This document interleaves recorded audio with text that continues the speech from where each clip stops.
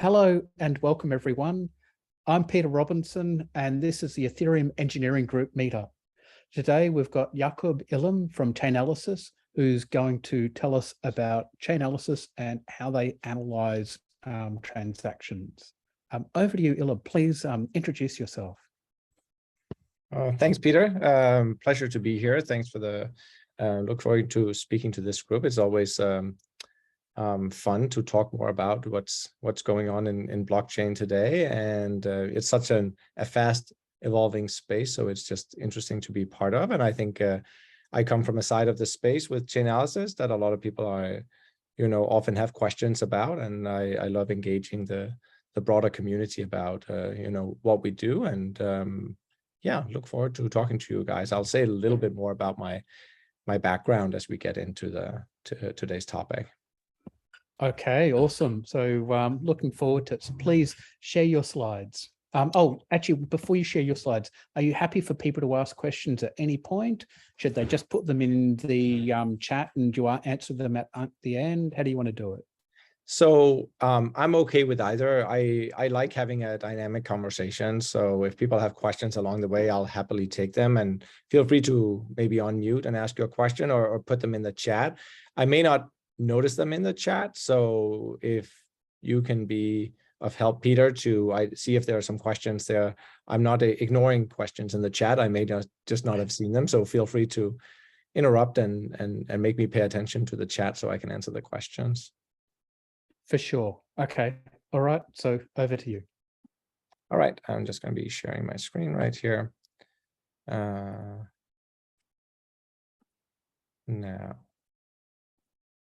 All right, here we go. Are you able to see my screen? Yep. All right, excellent. All right. Well, thanks for joining. We're going to be talking a little bit about Chainalysis today, about what we do, particularly about what I do in Chainalysis, and we can go broader as well, and why I'm excited about this blockchain space and the way I get to contribute here. A little bit about my background as we get into. My name is Jakob. I live just outside Washington, D.C. on a day-to-day basis, but I was born in Denmark. I moved to the U.S. about 10 years ago.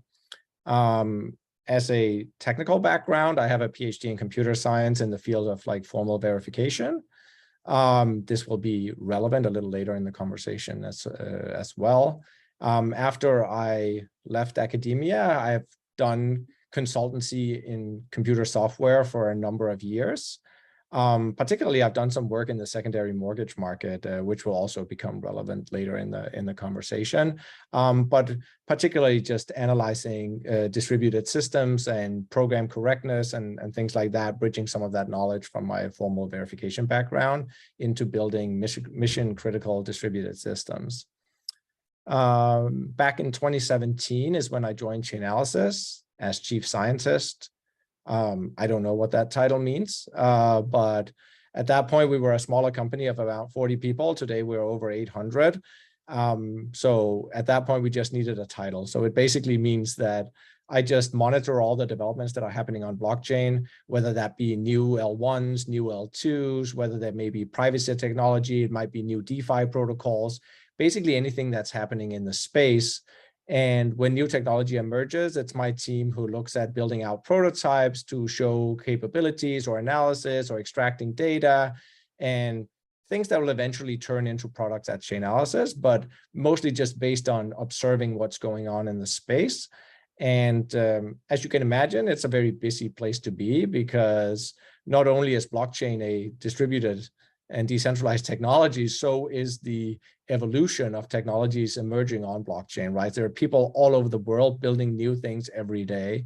And I think that's super fascinating. And it also means that there's a lot to pay attention to, and there's a lot to oversee, right? So you're never a dull moment when you try to figure out what's going on in blockchain. And any of those technologies could either change the offerings that we have, or maybe there are things that we can no longer do due to changes on blockchain. So that's the basis of what I do. now I'll first give a little introduction to how I actually made it into the blockchain space. As I said, my background is in formal verification, right? And I found that Frank is here on the call who has a similar background, so that's interesting. So just for the people that are not familiar with that, I'm going to talk about what formal verification is with a little example.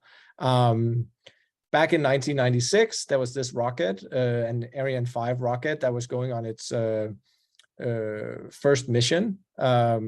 And it was going into space in 1996. There was 4 satellites on board from the European Space Agency, and they lasted about 40 seconds because about 40 seconds into flight, this rocket actually started losing control over its control system, and it shortly thereafter self-destructed before it actually hit the ground. So obviously this was tremendously expensive, right? And so the field of formal verification is about how do you analyze software so that situations like this don't occur? How do you prove that your systems work correctly over, any of the conditions that it might be put under? And that's very relevant from a blockchain perspective as well. We're going to talk a little bit more about that.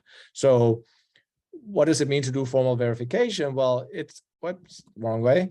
If you look at the problem here, like the core source of the problem for this failure of this rocket was that you had a velocity sensor with a 64-bit decimal resolution, and this was being cast into a 16-bit signed integer. Now, anybody who does software development thinks this looks outrageous. Like, why would you ever do this? But fact is, this system had actually been used for other rockets created by Ariane 4 in particular, and so it had many successful flights. So they've been doing this for years. So they were basically just taking an existing working software component and porting it over to a new system. The only problem was that the Ariane 5 rocket was significantly faster than the Ariane 4.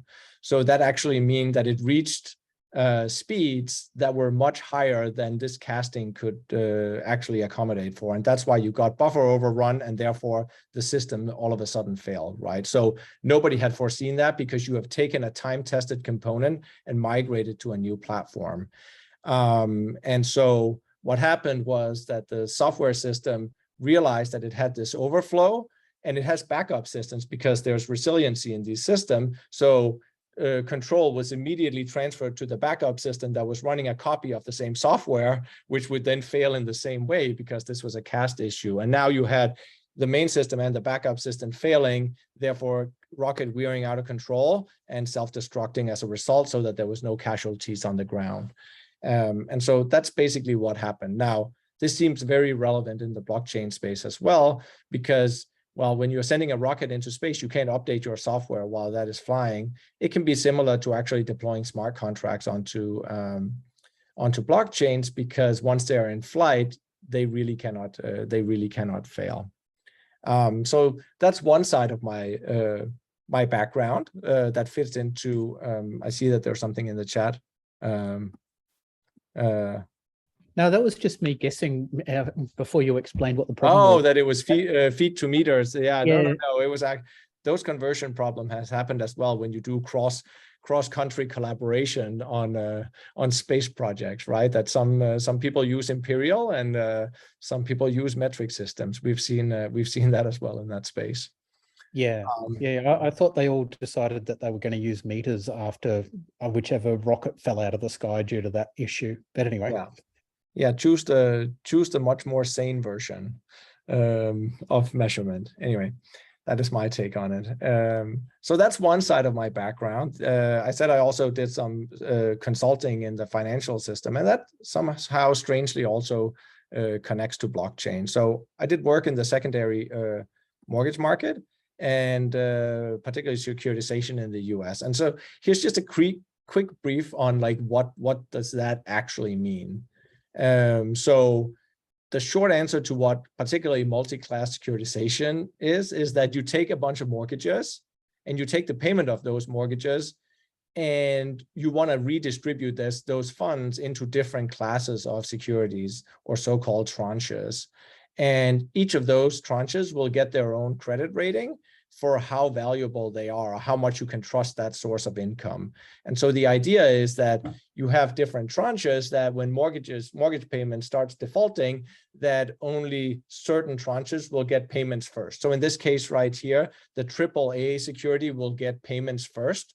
So all the defaults will affect the last tranche the most, right? And so that's how you build these systems. And so you can kind of try to mitigate the risk of defaults on mortgages and still give people high quality securities as an outcome. So that's the base premise of how you manage risk over a group of mortgages.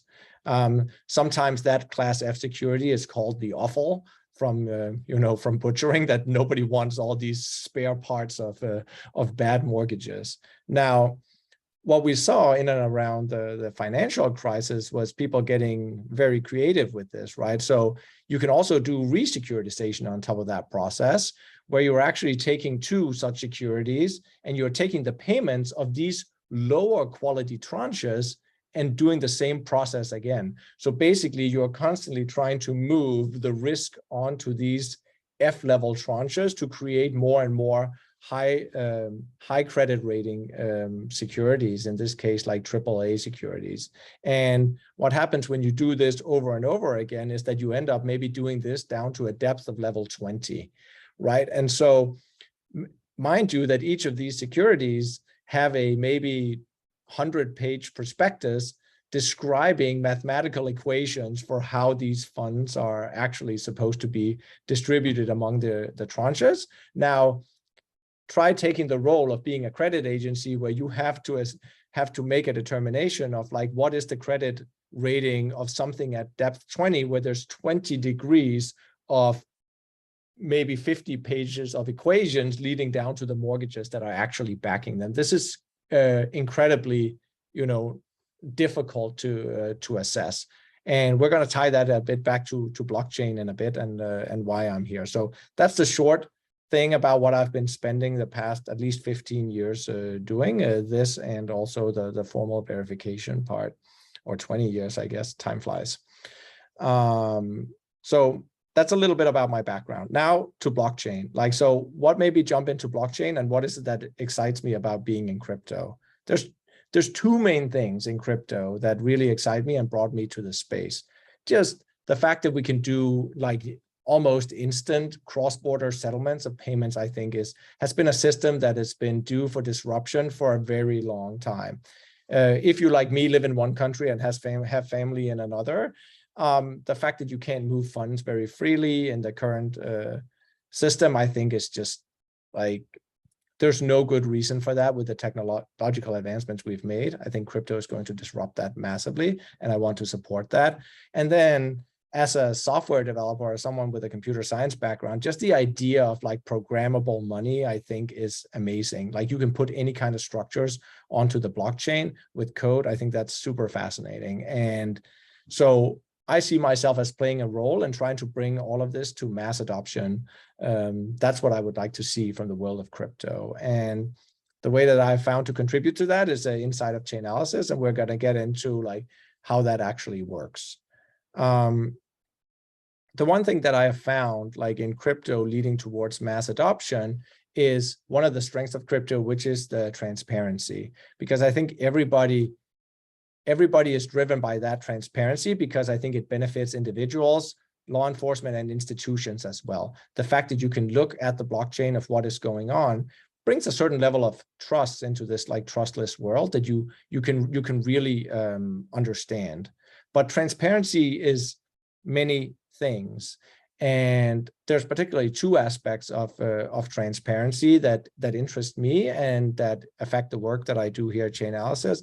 And one of them is trying to simplify the activity that's going on the blockchain so that people can actually understand it. And the second is to provide a risk element for, say, institutions that want to enter into the space. How they are very risk adverse, obviously, because there's regulators overseeing their activity. And so how can you make sure that you manage your risk in a reasonable way? And so those are two of the primary things that my work inside of Chainalysis focuses on, and I'm going to dive into them a little bit more in detail. So when you look at transparency, like I think simplification is a key component to proper transparency, because even in transparent systems, there's a lot of noise that makes it very difficult for a novice person to understand what is actually going on. Now, take this example here, right? I walked you through like resecuritization of mortgages. Is this system transparent? Is a good question. Yes, there are maybe a 200-page prospectus describing every part of this and how they're all connected, right? So you can certainly read through that. You can try to parse the equations and understand how these mortgage payments are actually redistributed through this system. So yes, it is transparent, but I would argue that is not real transparency, like, because there's a high degree of obfuscation, right? It's just inaccessible to people to try to understand what is actually going on. And so that simplification, I think, is incredibly important.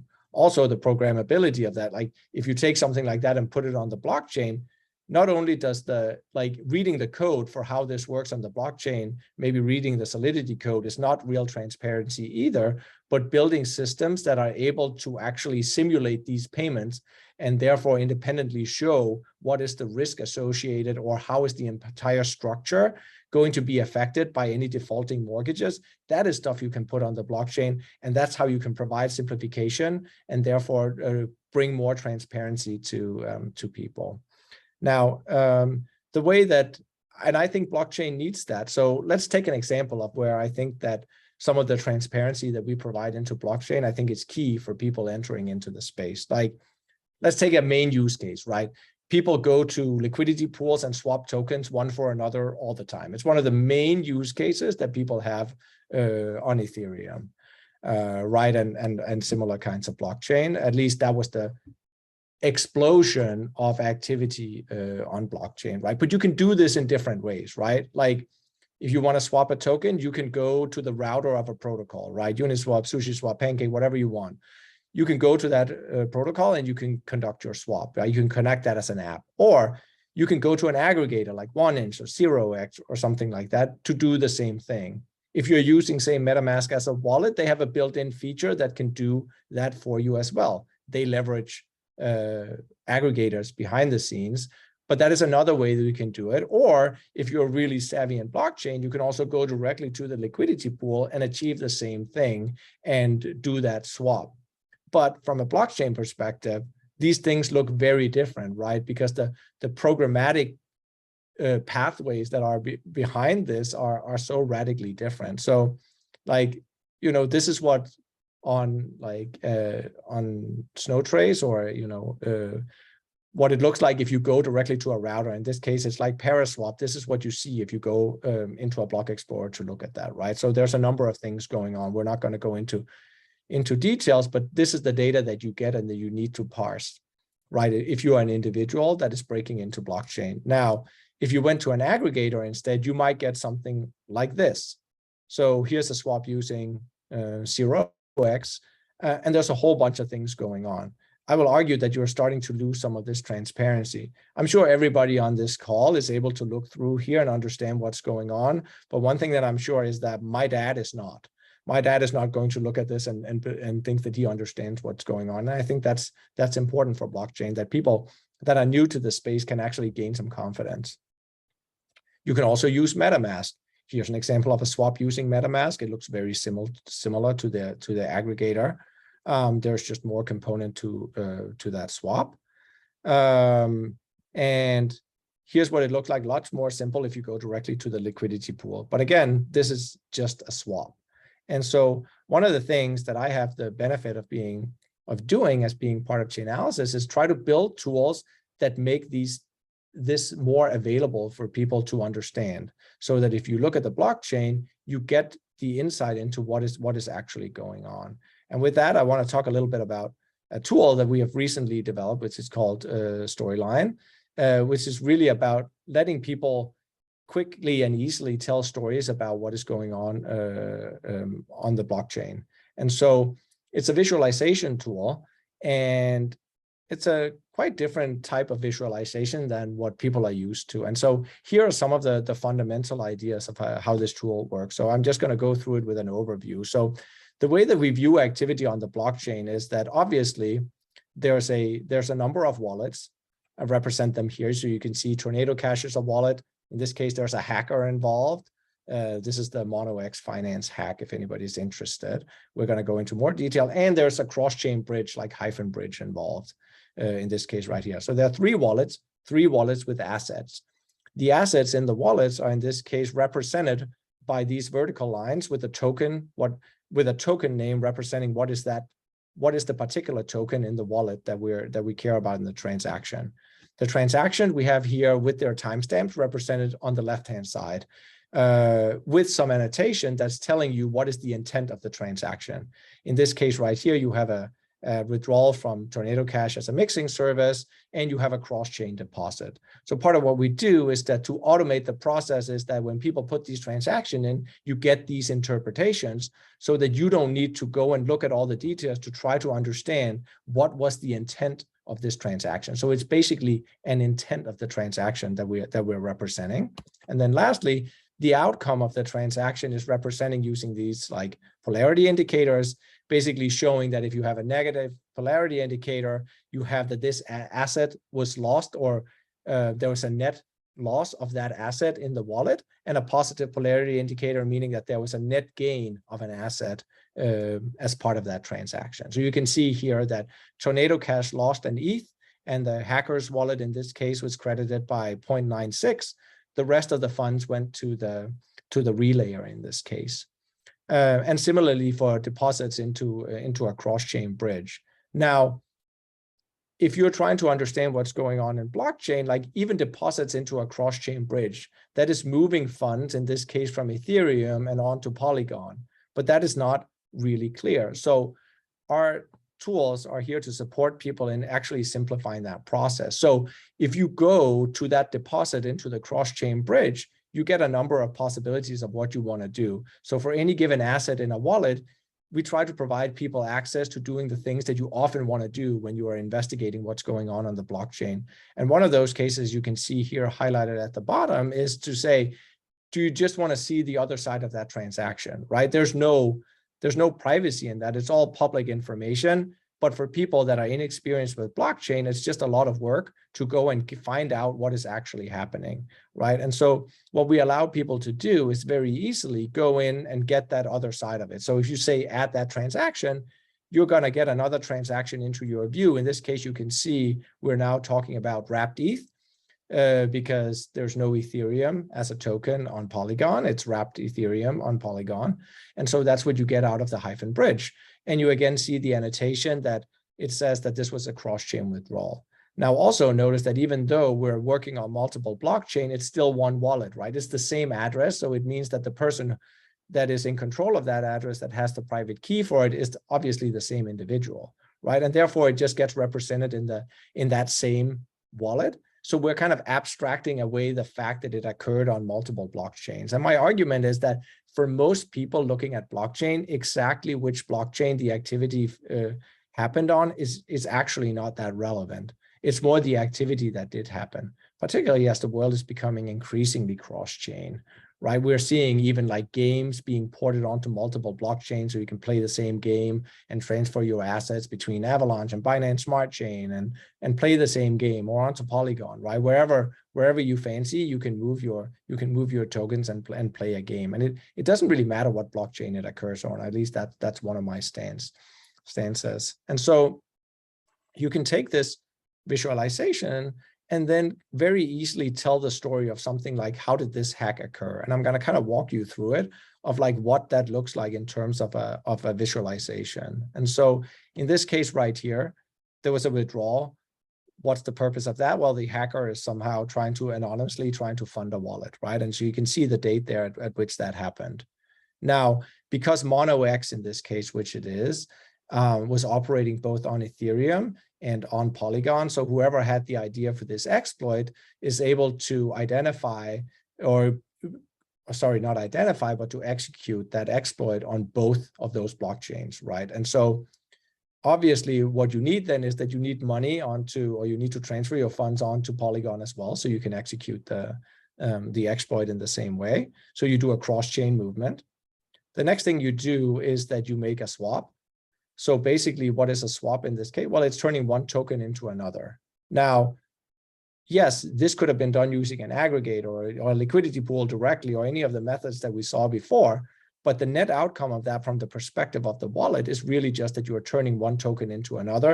The other details are largely irrelevant, right? Does it matter which liquidity pool the hacker used? Does it matter if they used like 0x, or if they used Uniswap, or like whatever they were using, or Paraswap, or it doesn't matter. Like, those details are pretty irrelevant to tell that story. And so you convert that to ETH, or you convert that wrapped ETH to Matic. Why? To pay for gas, right? Somebody's going to pay for the gas to execute any transaction. So that's what's going on. Next part here is executing the hack. So the hack got executed on both Ethereum and Polygon at the same time. What's really interesting about that hack is that you can actually see that there was that deposit into Hyphen Bridge. So part of the execution of the hack deposited 18 ETH into Hyphen that has not been withdrawn. So I don't really know if that was intentional or not, but there's certainly some ETH sitting inside of a Hyphen Bridge that may never get withdrawn. The outcome of those transactions was a bunch of different assets that were stolen, some on Ethereum and some on Polygon. And then lastly, the step of that was to take the funds. I would consider that abandoning your operational wallet, right? Like, if you want to delete that wallet off of your computer, you take and flush the last funds out into the wallet that actually received all the funds. Now that wallet is no longer tied to your computer. So what this basically allows you is to kind of simplify a lot of what's going on the blockchain, to allow you to tell a story of how a hack was executed in a single screenshot. And that helps people a lot trying to understand or make sense of what's going on blockchain. So abstracting all those technical details away, allowing you in a very simple way explain what's going on. And to follow the funds in something like this, anybody who has ever done a dot-to-dot picture since they were a child would be able to kind of follow the flow of funds, right? And so that just makes blockchain data a lot more available. I see there's a raised hand for a question by Kathik. Thank you, Jakob. I just had a quick question. With going from the steps from hack on Ethereum and hack on Polygon to the native asset transfer, I imagine on the MonoX wallets, there would have, in between, would there have been a token swap to the ETH address from the other tokens that's not listed there, or am I understanding? No, so that's actually the remaining ETH. So you saw the ETH that moved onto the Hyphen Bridge here. It came out on Polygon. So the Polygon wallet never got swept. It was only the Ethereum wallet that got swept. And so the sweep down here at the bottom is actually the remaining Ethereum after executing. So 1 ETH was withdrawn. So this was about, I don't remember exactly, but maybe it was 0.9 ETH or something like that. That was actually swept over into the wallet, but the Matic was not. Oh, okay. Yeah. Okay, cool. Thank you. Yeah, so that's why there was no swap back. Yeah. So that's some of the things that we get to do and think about, and like how do you make it simpler for people to look at these things? And I really enjoy doing that, because I think there's a lot of obfuscation for people when they look at the blockchain. And so similarly, if we go back to our example before and look at the 4 different ways of interacting with a liquidity pool to do a token swap, we saw that there was a lot. They look very different from a blockchain perspective, right? There were certainly similarities, but there was also a high degree of complexity. And if you put that into the storyline tool, each of them end up looking exactly the same. Now, you could also choose in our tool to kind of put in all the other wallets that were that interacted as part of it, but it allows you to take out and look at the token movements just from the perspective of the person who executed the transaction. So in this case, it doesn't matter how you look at a decentralized swap, it actually looks the same. And why that's also important is because it actually represented what the user did, right? Like, if you go to MetaMask, you don't know that MetaMask necessarily is going to leverage 0x, and that 0x might choose 3, 4, or 7 different liquidity pools to do the most profitable way for you to execute that swap, right? Like, the user didn't even know. And so in some sense, the data that we're extracting here is allowing anybody looking at the blockchain to see what the user did, right? I sometimes liken this to, if you go onto Google and search any kind of term, you don't know what's going on behind the scenes, right? There's a bunch of different data center involved in actually executing that search for you.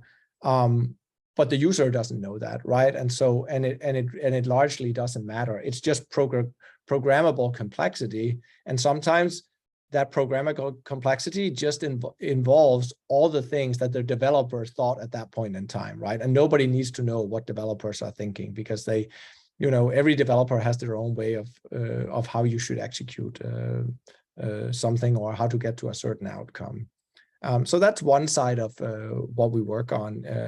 One of the other sides that we get to work on a lot is the risk management. So allowing people that want to enter, like institutions wanting to enter into the blockchain space, to assess the risk of who are the parties that they're interacting with on the blockchain.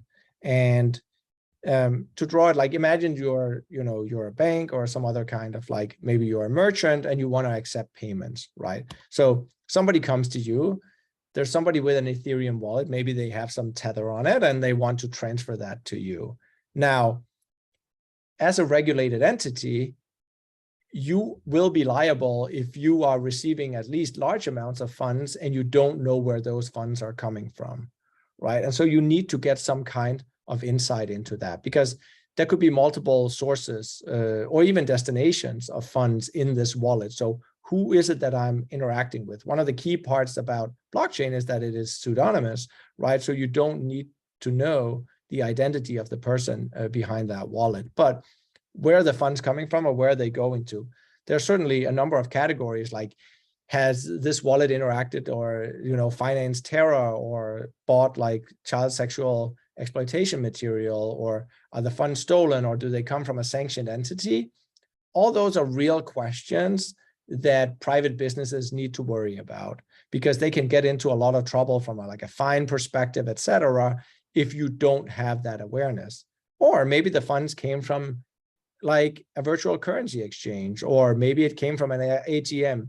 You need to be able to say that and argue for why you accepted any kind of payment for any user that you are interacting with. That is just the nature of doing business if you want to be part of blockchain. And I think that's required to get blockchain to actual mass adoption. So how do we do that? Like, what does that actually look like in practice? Well, one of the core things to accomplishing that is that, like, here, let's take an example, is that any kind of institution, for instance, operating on the blockchain may operate a large number of addresses.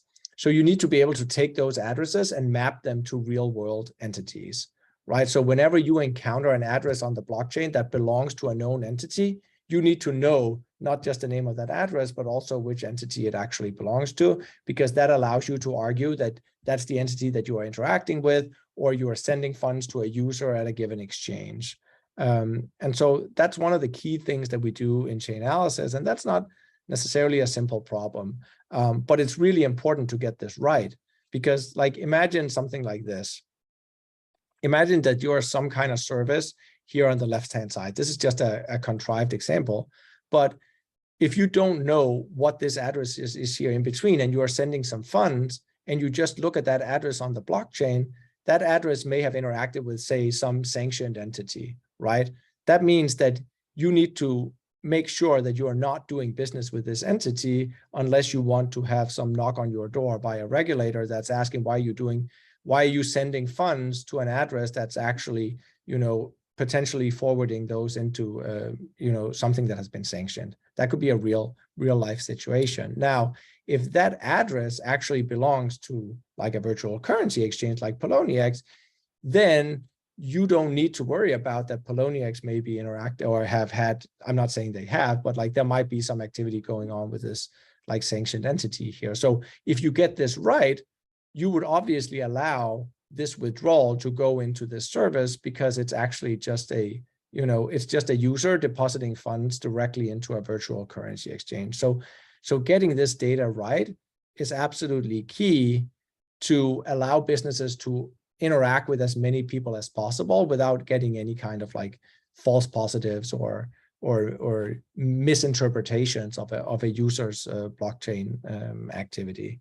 And users typically tend to prefer that they're not getting blocked from being able to interact with a given service. So the way that we go about doing it is like there's a broad range of activities that go into getting this right, all the way from human-led activities to fully automated activities. So all the way from having people monitor like what is going on and on the dark web, for instance, and who are the services that are interacting with blockchain from there, all the way over to just taking the data of contracts being published onto the blockchain and getting them labeled correctly. Like so, and everything in between, machine learning or even customers communicating with each other and like sharing data with each other about like who they're interacting with. So there's a whole range of methods in there that apply to making sure that you get the most comprehensive data set when it comes to labeling entities on the blockchain. And that's a very big part of doing that risk mitigation that any business needs to do. That's a little bit about, like, there's a lot more to say about what Chainalysis does, but that is like the kind of a quick overview, and we can dive into more of that with questions later of what people are interested in. Another aspect of being at a company like Chainalysis is that we have access to a lot of data. So we get to look at a lot of trends of what's going on in crypto. And I was also going to try and share some of those things because that's also part of what we do. We inform people in the space or like outside of the space of like what are the trends that are going on, and how, because sometimes people have the wrong impression of what's actually going on in crypto. And let's give an example of that. Like if you look at something like illicit activity on blockchain, right? Like if you don't get the data right, you may look at something like this of like, what is actually the volume of illicit transactions that are occurring on blockchain? And so if you look at that by year, you can see that there are some trends here. Like, how do you interpret these trends? Well, you can see that in 2021, there was a large, like there was all of a sudden a doubling of the amount of volume of illicit funds moving on blockchain. And you can see them here divided by category, like where they're coming from and what is considered illicit funds. Now, you can see a lot of that spike was stolen funds from different like DeFi protocols and things like that. And so there's some people would see this data and interpret that you need to stay away from blockchain because it's all criminal activity, right? But that's part of our job, is also to educate people that you can't just look at the data like that, because if you instead compare that with how big is the share of illicit activity on blockchain compared to all of the volume that is actually happening on blockchain, you can see that 2021 was actually the lowest share of illicit activity on blockchain that we have ever seen. So even though the numbers were higher, the adoption rate of blockchain has just grown so much in the meantime that it's actually the lowest fraction that we have ever seen, right? And so if you take the initial data point here and go in and argue that there's only crime happening on blockchain, that is absolutely wrong. The data is clearly showing that the amount of crime going on in blockchain compared to the volume is actually probably more decreasing over time, or at least we have now seen the lowest numbers that we have ever seen, right? So taking this data and spreading that information to get an accurate view to people about what blockchain is all about. I bet a number of people on this call, when you talk to family members or anybody about what's going on blockchain, if they're new to blockchain, they think illicit activity, right? Like I sat next to a person on the plane down here talking about crypto, right? And the first question I get, it's all just like stolen money and crime, right? And it's like, I don't know, that's what people get from the media, but that picture is very, very wrong. And so I take pride in actually being able to collect that data and share with regulators and other kinds of authorities to give an accurate picture of what's going on in blockchain, because I believe that is paramount to driving adoption into the space. What happened in 2019? So that's, you go 0.76, 3.3, 6.62. So if you go back to 2019, you can see there was a lot of scam activity. So following all the things that happened in like 2017 with the spike, things were dying out a little bit. there was all of a sudden a lot of cryptocurrency scams to try to get access to people's wallets. There were like phishing attempts that just started growing. So that's what we saw in 2019 as one of the key drivers of people losing access to their keys of their wallets due to different kinds of ingenious ways of trying either to social engineer, right? Like 2017 drove to the point where there was a lot of volume and value in crypto, right? And wherever there's a lot of value, people are trying to go after and exploit that and get their hands on it. And so I think that an outcome of 2019 was that there was certainly a lot more like awareness of how to watch your own back in crypto, right? How do you need to manage your keys? What does it mean to approve transaction?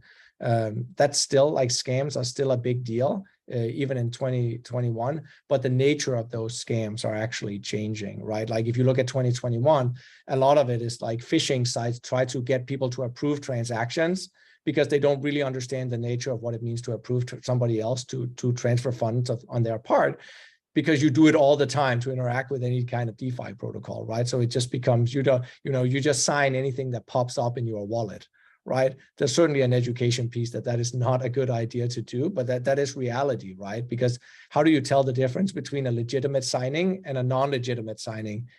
Yes, it's transparent because you can look at the contract name and then you can put that into Etherscan and see what it is. And that's where I argue, like that's not transparency, right? That's not real transparency to people. They need to understand like what is the nature of what I'm actually about to sign and what is the risk associated with it. I can't expect my parents to be able to make that determination, right? Like I don't think that's right. I don't think that's how you reach mass adoption. So yeah, that was mainly what's going on in 2019. You can see the big driver like in 2018 was actually exchanges. You can see exchange hacks grew, right? Because of all the activity going on in 2019, there were so many exchanges that were popping up, right? And it was just about onboarding a lot of users, right? And then people see the opportunity to like, how can we get all of the money that the exchanges made? How can you try to get some of those funds out? And then people get creative. People that want to steal money are very creative people, and they try to follow where the activity is. And so, yeah, those have been the individual drivers like over the years. Okay, is there low volume then in 2019 overall with a relatively high volume of hacks? And that's why you get 3.3%?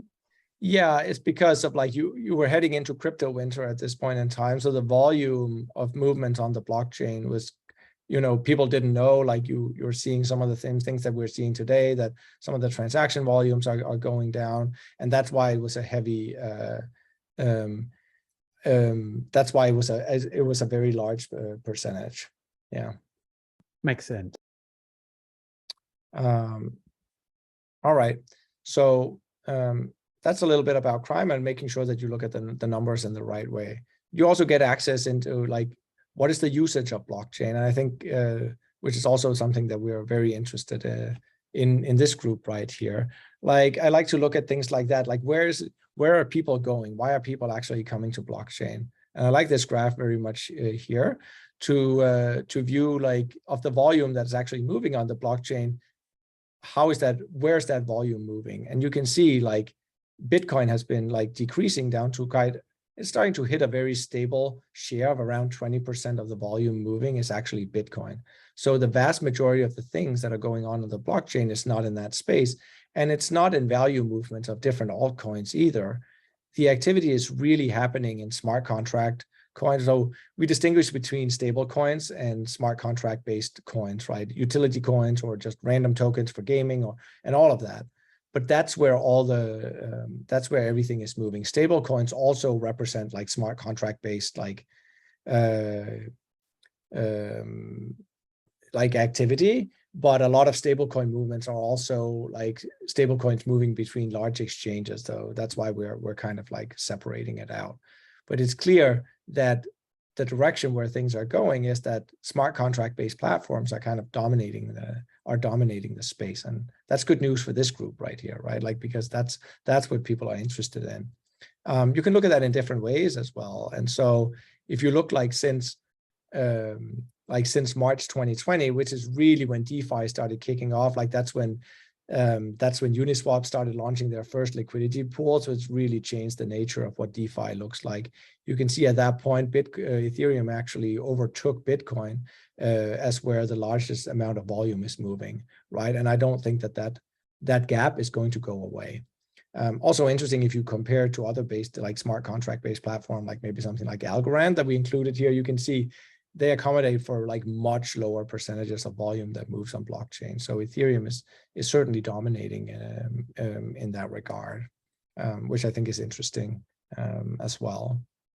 Now, other kind of data points that we gather on is like adoption, like where in the world are people actually adopting crypto? My computer wants to do a software update. That's not the right time. You can also look at things like adoption. Like one of the things that we have developed within Chainalysis, there's a QR code down here if you want to look at the report on it. But we try to track cryptocurrency adoption, what we call the cryptocurrency adoption index, to try to look at a number of key factors across blockchain uses and how that maps to different countries. I'll say a little bit more about it in the other slide. The QR code here is to the link that's below the picture if you're interested. Now, you can see that there's some highlighted red zones over here. You can see Vietnam is over there. And like every year we post an updated view so you can kind of see how it changes over time.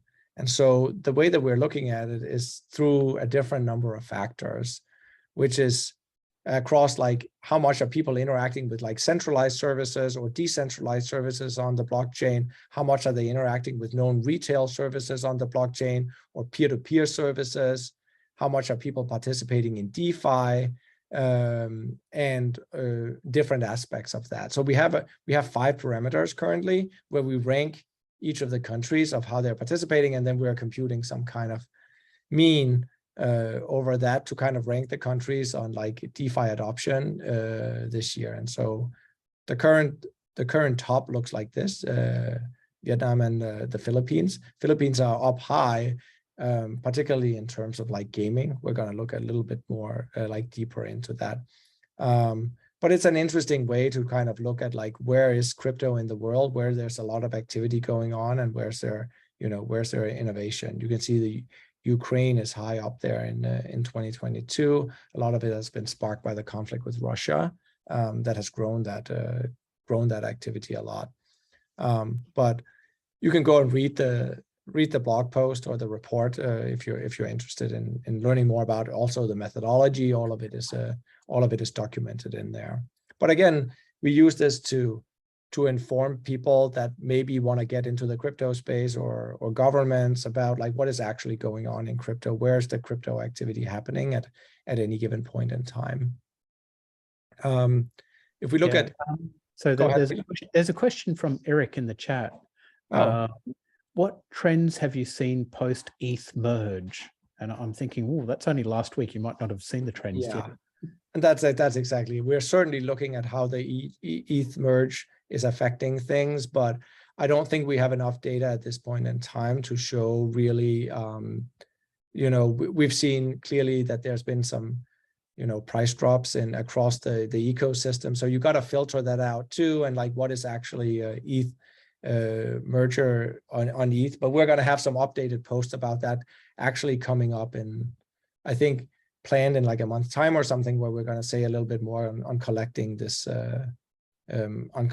data. But need a few more data points to make it at least somewhat scientific in terms of approach, right? At least get the statistics right to be able to say what is noise and what actually looks like trends. But keep posted. Like we post a lot of these things on our blog, so that's often interesting to follow.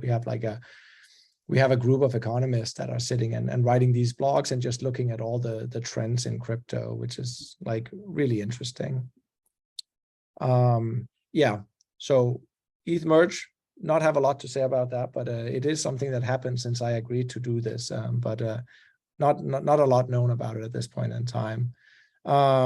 If we look at this region over here in like APAC area, you can kind of see that India and Thailand and like who's actually dominating the volumes that are moving on chain. And maybe they're not too surprising, but it is interesting to see like Thailand and Vietnam up there like very high.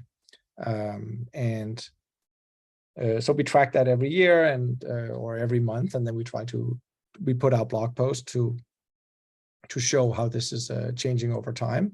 But there's certainly a lot of activity going on over in this area. It's a rapidly growing ecosystem for blockchain. Now, other ways of looking at the data is also looking at where are people doing, like what kind of activity on blockchain is it doing, because that's also actually different by country. This year can maybe be a little bit difficult to see, but we have the different countries here, and we're creating a heat map of like what is the majority of the activity that people are actually engaged with. And so you can see NFTs is a very large driver right now of what's going on and why countries are interacting with blockchain. And a lot is happening in that space, as you know, like there's digital collectibles, but there's certainly a lot going on from a gaming perspective on, putting different tokens on blockchains that have different kinds of utility from an entertainment perspective. And that has certainly been driving a lot of adoption, even in 2022, even though 2021 was really the NFT year. But I think what we're seeing is that the utility of those NFTs has actually been growing in 2022, where a lot of 2021 was, pictures of random creatures wearing funny hats and things like that. And that has seen a lot of decrease this year because of the crypto winter that we're currently seeing. So we look at the blockchain space from multiple different perspectives and try to like inform the community about what's actually going on in crypto, so you can get that real picture. Like here's another example of like looking at the data of like the people that are in different geographies, like what are the assets that they're actually holding. And these are also have like geographical trends to them that give some kind of indicator of where the space is growing. So you can see here on like, particularly I track the yellow bar here of like altcoins, because altcoins have a lot to do with different kind of utility coins in blockchain. And you can see the Philippines are really high on that. It's a high fraction. And that's typically different kinds of like gaming platforms that people are interacting with. So people in the Philippines seems to be more engaged in gaming as percentage wise than people in other geographies. And you can see that Ethereum is generally a lot higher than holding like Bitcoin assets, which I think shows a lot about the adoption of blockchain. I can see there's a question from Dimitri. What do we use to capture the geolocation on chain? So there's a number of factors you can see here in the last one. Like we utilize web traffic. We also utilize the regions of the blockchain activity, like where the service is located that people are interacting with. So we're trying to take certain proxies for geolocation to get a map of like most of the activity, right? So we're taking on-chain data and bridging it with off-chain data as well to try to account for like these regional trends.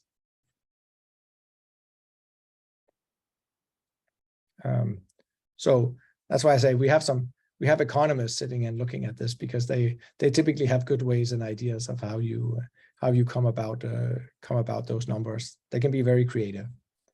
I think lastly, a little bit of the last trend that we are seeing, and which I think is also an indicator of why Ethereum is growing as a percentage of the activity that's going on chain, is that this is a new trend that we haven't really seen before. Typically, Bitcoin has not really, the price of Bitcoin haven't really correlated with stock at all. They have been kind of independent until this year. And now what we're seeing is that this is starting to look at least like there's correlation between tech stock and Bitcoin. And I think to a certain degree, that shows that there's maturity happening for like Bitcoin as a value-bearing asset that is stabilizing in this way. And that's a new trend of this year, which I think is nonetheless interesting. So this is the NASDAQ tech stock index that we're tracking and the price of Bitcoin. So there's certainly maturity in the space, which I think is also healthy for the adoption of blockchain in general. I think we're in a great time and great era of blockchain, and it's only going to get better and bigger from here. I think that concludes the things that I wanted to say. I would just leave before I go into the slide that Peter wants to talk about, or is going to talk about, like just a little bit about tooling for people that are in the space. We particularly focus on at Chainalysis. This will be my only advertisement slide. But like we focus on tools within investigations, compliance, and also just business data insights on what's going on chain. I've shown a little bit of each of those parts, the components that play into that those tools. Like the storyline that I was showing you is part of our investigations tool suite. The risk monitoring that we're doing is a big part of our compliance suite, and some of the graphs and like stats that I'm showing you are part of our market and like business data insights that's going on chain. We offer tooling with UIs for people to look at this, as well as APIs to access the raw data, so you can integrate those things into your different applications. But that was my only advertisement slide. I need to do that as well. Other than that, that pretty much concludes what I want to talk about. Do you want to talk to the last two slides, or should we do some questions first, Peter? I'll just quickly go through this. And I mean, the short summary is there's an awful lot of plain talks. I think that's the best way of looking at it. And so we've got Lachlan's going to talk about his PhD, social legal aspects of blockchain. And then we've got an undergrad thesis on smart contract tools, and someone's done an evaluation. And then Ermias is going to do his talk on cross-chain security. And so he's done some review of essentially what are all the aspects of cross-chain security and how to think about it, and what a good mental model is, what an analysis framework is, and how you can then judge, whether a project is a good project or a bad project, and how to think about it. And there are lots more talks after that too. And if you flip to the next slide, please. And there are a whole heap of socials there. So this recording will be on YouTube. If you're watching this on YouTube, you can join the meetup group and attend live by going to meetup.com. There's a Slack workspace where you can discuss the talks as well. And there's a formal methods reading group with Frank and others. And that if you join the Slack workspace, you can then, there's a channel to go to, and they have fortnightly meetings where they talk about blockchain, smart contracts, and formal methods. Yeah. So, all right. So are there any questions for Jakob?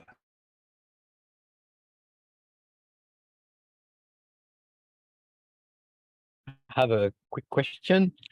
So it's related to the activities that are illicit.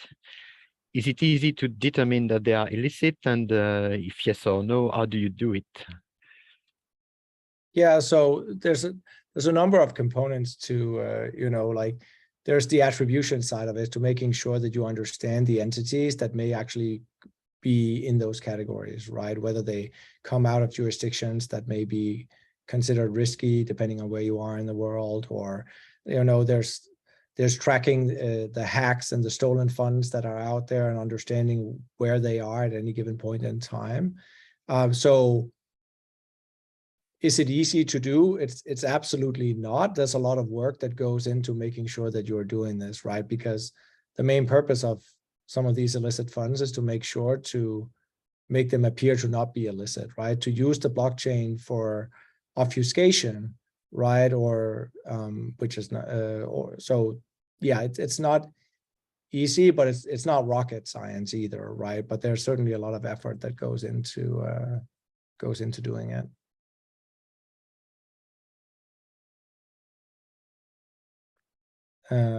XMR and secret transactions. So question around, like, elaborate on the question, just on like that.